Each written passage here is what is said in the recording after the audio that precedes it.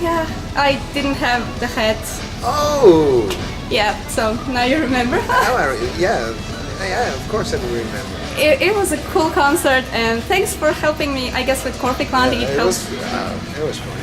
It was funny for you, but kind of awkward for me.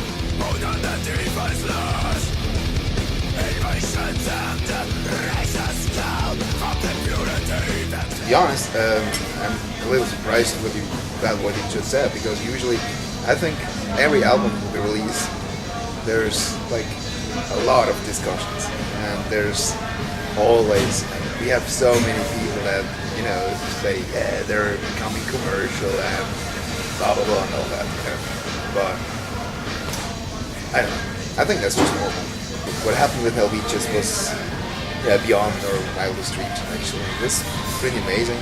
It was really something amazing. What I've noticed about Eluveitie is you were number 4 in Switzerland after bands like, I think it was Lady Gaga, Eminem, Amy McDonald, and then there was Eluveitie. So what do you think caused this sudden interest in Eluveitie in Switzerland? Hard to say. You know, Switzerland is a little weird if it comes to music. Well, first of all, metal music is not very big in Switzerland. So this is why even more it was so special, you know, because usually, you know, the media don't write about metal. Well, they maybe write about like Metallica or something like that, but not even that very often, actually. So that's one thing, and the other thing is I don't think that Switzerland has a very good self-esteem if it comes to culture. You know, if a band comes from Switzerland, Swiss people usually think, yeah, it's from Switzerland, it cannot be good, you know. And it's actually always the same. Like if Swiss bands are famous in Switzerland itself, it's only because the Swiss media one day realize, okay, they're famous in America or something, and then they become interesting.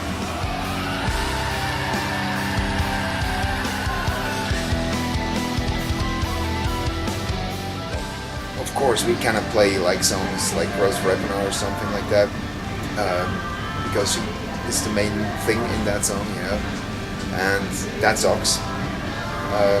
And we didn't want to like cut out even more songs out of her set because Ivana missing. And you know, there's a lot of songs we can easily play without hurdy-gurdy. That's not a problem. You will hear it. But then there are other songs like Thousandfold, for example, where the hurdy-gurdy is pretty important. And we didn't want, after losing like Rose Ivana, for example, or whatever, you know, songs like that in the set, we didn't want to even skip those songs too. So Anna recorded her hurdy-gurdy lines, and we just have them on backtracks for those songs, you know, like Thousandfold, for example. Oh. So people can still hear hurdy-gurdy even if Anna's not here.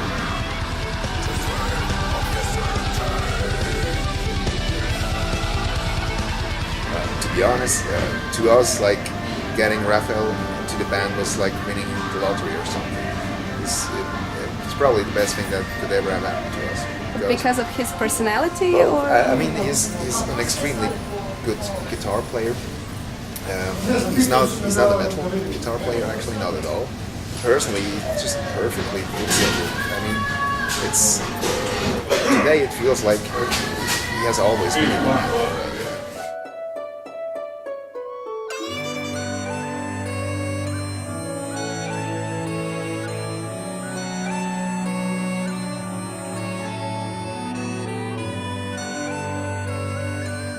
To be honest, I don't even care that much. I mean, it's, you know, the music is and always will be a matter of taste, which is a great thing, I think. So, I mean, everybody has his own taste, and that's fine, you know, that's good. So I don't actually, I don't really think about stuff like that, you know.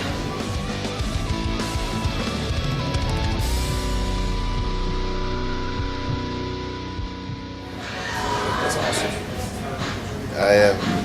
I mean, to me it was a big honor, because, you know, like, I mean, for our lyrical concepts, I've always been working together with scientists, and to me it's like extremely important that, you know, it's like really well, how do you say, well founded, you know, that everything is scientifically correct and stuff like that.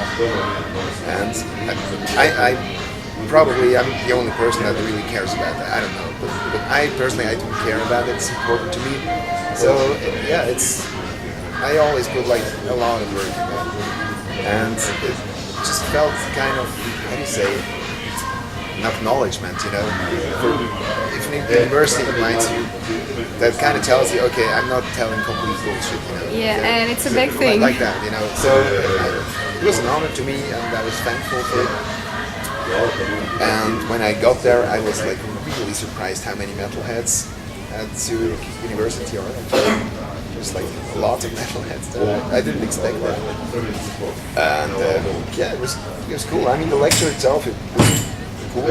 And after it, there was like, how do you say this, an hour or half an hour or something like that, where all the students could actually ask questions to the professor or to me. And that was a little awkward because, like, I don't know how many, but most of the questions were actually referring to Eluveitie, not to the topic, you know. And I was like, come on, people, we're not here to talk about a fucking metal band, you know. Let's talk history. But that's what happened. But yeah, it was cool. It was a cool experience.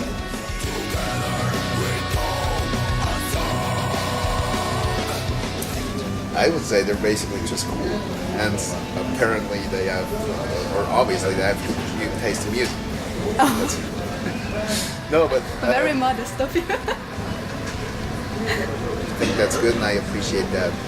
So I'm not looking at our fans as a group or something, and I don't think like there are blah blah blah. I appreciate they support us, you know. I'm eternally thankful for that.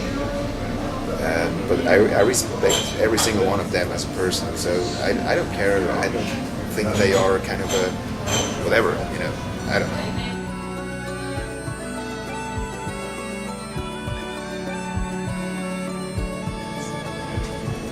It's a hard question. Do you really want an honest answer? Yeah. How do you say? Yeah, I do mind that. It's true what you say. I mean, Swiss people are, how do you say, held back a little, and I don't like people touching me. I really don't. But then again, it's, you know, it's what I just said. We do appreciate our fans a lot because our fans are the ones who give us the opportunity to do what we are doing, you know. It's because of our fans that we are here, you know. It's because of fans that we can be on tour all the time and all that. And we will never forget that. We're thankful for that. And because of that, it's very important to us to be close to the fans, you know. And so that's also like why pretty much every day after our shows, like we go out, we go have some beers with the fans and stuff like that, because we know they appreciate that. And I mean, if they want to take a picture or something, they should take a picture, you know. If they want an autograph, they want to get an autograph, and if they want to hug you, they fuck it, so they hug you, whatever. I mean, there's a limit, you know. I don't do everything. I'm not that much of a cheap whore. A little bit I am, but not that much. There are some limits, but come on, if someone wants to hug you, you hug him.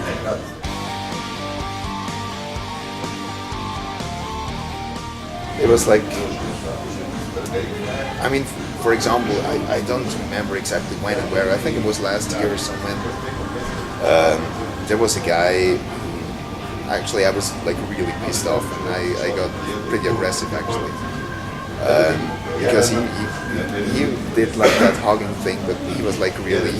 I mean, he was drunk, of course, but he was like really grabbing me and like yelling at me, like, and you know, and I was like, hey, dude, please, you know, and he was just not listening, you know, and at some point I was just like, fuck you, motherfucker. By the way, I just pushed him aside. You can expect, I guess, a lot of hugging and stuff in Croatia too. Granted, yeah. But you know, Croatian people are still polite, you know. Don't say it twice, you never know what can happen. You never know that.